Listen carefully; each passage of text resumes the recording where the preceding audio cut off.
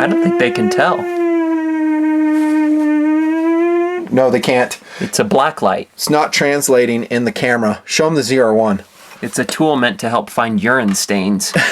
And guess what? You're going to be surprised. This is a Blacklight. You can't see it. We'll show it to you here in a second. And we use it to charge up illumination for the watches. That ZR1 looks rad. Cool. Yeah, the Spyderco Manix Lightweight looks awesome. The military looks awesome. But again, it's not coming across on the camera. It can't capture it. Here we go with the studio lights. It's this thing right here. Yeah, so we charge up illumination on our watches. And it's really fast to charge them up. Just goofing around. Just having a good time. And we're going to review not Spyderco. I put those on the table because they were just showing up so rad under the Blacklight. It's another SOG product, y'all. Which is it? Tactical Doodle. The Pentagon XR.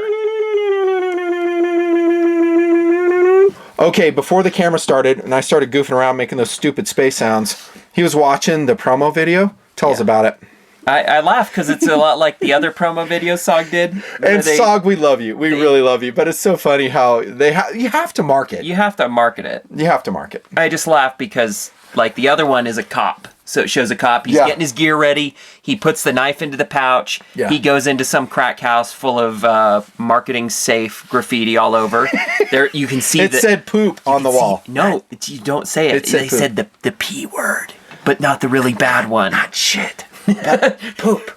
And they go in and they arrest the dude, and as soon as they start like pulling him down and hassling him, it cuts to the show it off. Show the night. And this one's like that too. It's a bunch of guys breaching a house or something. They're all geared up. They have their tack gear, their mags.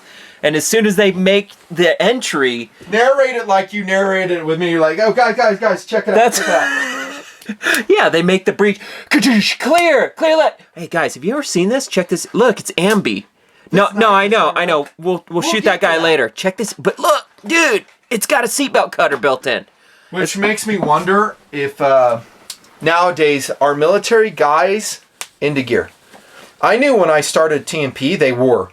That you sit around and talk about knives, talk about flashlights. I wonder if that's still happening. If you guys are in the military or if you're a law enforcement officer, pro-Constitution law enforcement officer, let us know. Is that still going on? There's some of them. Here comes our original Aegis once again, just to remind ourselves how lightweight SOGs used to be. This is the knife we're talking about. This is a Trident AT. This is a Gen 1 SOG, full-size SOG Aegis. Reviewed multiple times. Shown in a lot of backpacking adventures. Yeah. Like Where the Air is Thin and Snow something. I forget the other name of it. Yeah. You love this knife though, don't you? Yeah. I'm surprised.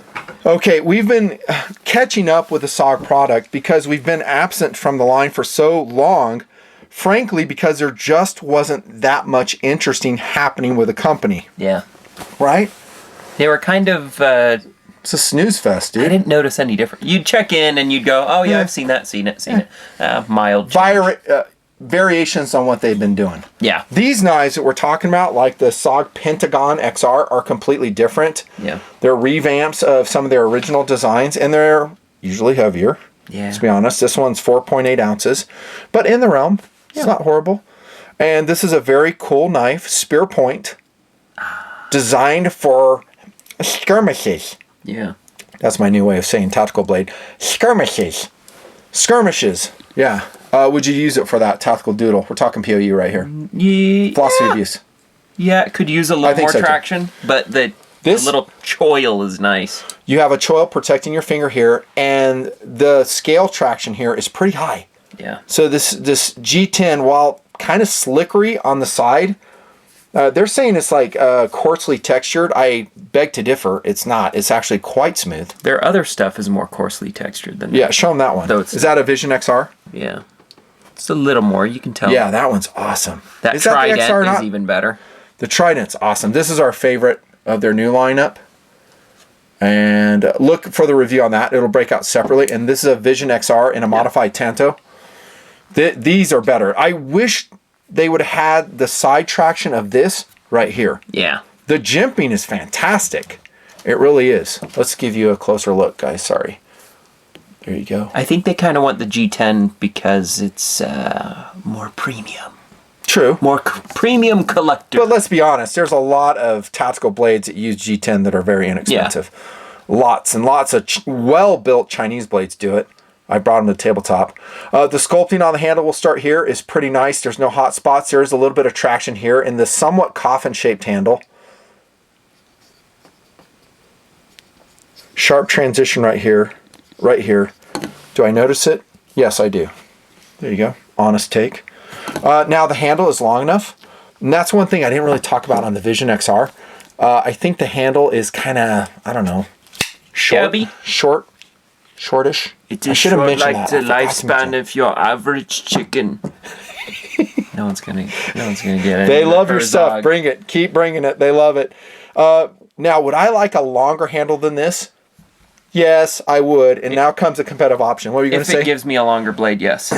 This is what I'm going to use as a reference point. The Gerber Applegate Fairbairn. This one. Look at this.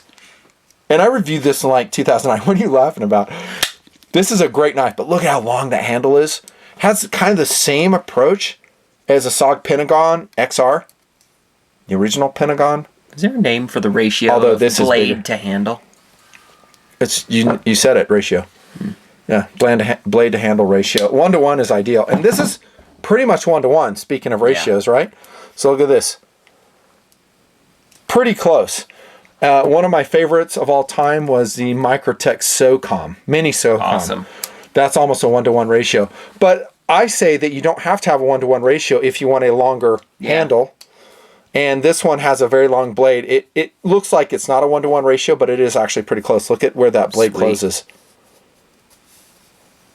By the way, it did not come sharpened like this. I had that done in the day. So, pretty wicked. Double-edged Applegate Fairbairn fining knife. And this is a great impact tool also. Now, let's look at, I guess, the clip at this point. We'll go to the edge here in a second. Standard clip we talked about on this knife. Trident AT. And we'll insert the standard discussion. If you didn't watch that review, we like the clip. Wish it was a little bit longer. You think it's a little bit stubby, right? Yeah. Strong enough. Single screw attachment. Enough said. We got no lanyard attachment facility here. Does that make you sad? Not at all. Why? I'd rather that. I would rather no lanyard hole than a small lanyard hole. On this knife. Because on another knife, you like, well... Well, no. If I have a hole, I want to be able to fit bigger cord through it. Yeah. That's my complaint. They always do it too small. Fair enough. You can swap it from left to right. Carries tip up. Awesome job there. There's your centering. It is absolute perfection. Dual thumb studs. No volcano issues. No occlusion issues. I'm a little bit surprised that they didn't put any ball bearings in these, because that's kind of the movement in the industry to have ball bearing pivot points. Yeah. All these, I think, have phosphor bronze bushings. This one's plenty slick, though. It is, but it isn't. I mean, there's sometimes I try to deploy this. I guess it's with the thumb studs, and I really kind of got to get some wrist whip in it. Two ways to deploy it, obviously. Dual thumb studs. See right there, I just had a miss. But it's a new knife. It's going to slick up too, and it's going to be faster. Let's look at that flipper tab. Sharp edges there. I'd probably sand it up just a little bit, even though it would ruin the black finish on this CTS XHP steel, which will explain the higher price on this. And it's cryogenically frozen. No. Yeah. Can you believe that? Yeah. We're cryo. We talked about it in another review. We'll spare you here. We don't mind cryo. Don't get us wrong. It's fine. But we don't feel we need cryogenic steel. It's a marketing thing. Yeah. It adds, differentiation between other manufacturers. A-okay with that. It gives you an excuse to put cool little badges on the marketing stuff. And right. CTS XHP is a great steel. We've tested it a lot. Do you have a card handy or no? A cutting card. Check. Nope. Cutting card. Okay, we're not going to do cutting tests with this one, but all the edges on these SOGs are phenomenal. And while it's not double sharpened all the way here, notice that right here to this point, it is sharpened. So that's cool. That's the first time I've seen a factory do that. Love that. Yeah, because that is just kind of a nod towards the tactical community, realizing this could be an emergency defensive tool. And I feel like you can, I'm not sure how, but I think you could put that to use. There's something about how it comes down to a more aggressive, smaller point Okay. I feel like I'm going to find some use for that. How about digging out splinters? If we're going to be realistic, that's where you're going to be using it. Or are you talking about stabbing through tank armor? No. You know I love talking about armor-piercing anti-tank knives. How about stabbing through your girlfriend's tire? Yeah, there you go. I bet this would go through a tire pretty good. Cheating. We're kidding. He doesn't have a girlfriend. Oh, let's do an open relationship. It's so advanced. I read about it in Cosmo. Yeah, thanks, propagandists at Cosmo. Let's do an open relationship. You make me cry. Heavily skeletonized the liners are. If they didn't do that, it'd probably be about 5.2 ounces. It's still a little bit heavier than I like. The XR lock, very strong, very secure, ambidextrous. Again, we see another great ambidextrous knife. So if you're a lefty, all these SOGs we're reviewing are actually ideal. Yeah. They really are. And it's very tactical. If you don't believe us, just watch the video. You can kick in some doors with that thing. Would you buy it, Tactical Doodle? Yeah. This is the first one I would say yes, definite buy out of the SOG 2020 lineup. The Trident AT I like a lot. This is a great blade. Well, I guess technically I already bought it, but right. Yeah. Right out of the box, I'm like, yes, okay, I'm on board. He's not Sign lying. me up. Right. As soon as I gave him this and he handled it, he's like, oh man, I like this one. And apparently a lot feel the same way. So the remake on the SOG Pentagon is a win. It's a win. What would I change? I think we've enumerated it already. I wish it had better side traction. Ball bearing pivot point would be a bonus, not needed. I love that it's manual. There's no assisted. There's no assisted in this one. So if you hate manual, I'm sorry, assisted. There you go. They dig. They test. They dig. This is Daz Javelin, given to me by Todd S. Thank you so much, Todd. It's on the table. Got our F-35 still there. And we're done. We're done. We're cranking out the content. Cool it looks. Cranking. Yeah, that's super cool. That's a Hobby Master 1/72 scale 466 Tactical Fighter Wing F-35. Loaded Tell them what you for said bear. about the vertical takeoff and landing. F-35. Yeah, I read one of those skirmish reports, the VTOL model where it's got the giant lift fan behind him. Turns out you can't really look back and see over your shoulder at all. Right. And they're saying it's not so hot for dogfighting. So really bad rearward visibility. Yeah. Yeah, kind of like you have on your life decisions. Yeah, pretty much.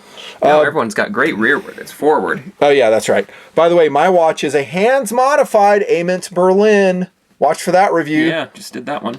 And TD and I talked about this watch. It was not hands-modified at that time. Now it is. Just a simple white paint on it. What you got? Oh, that's a cool watch. Garden Variety GA100. normal with some reskinning. Yeah, I reskinned the hands, and that is a GA100 CM, I think, something like that. So it's that super cool urban gray camo variation. Does it make you happy? Yeah. There you go. We're done. Thanks for watching.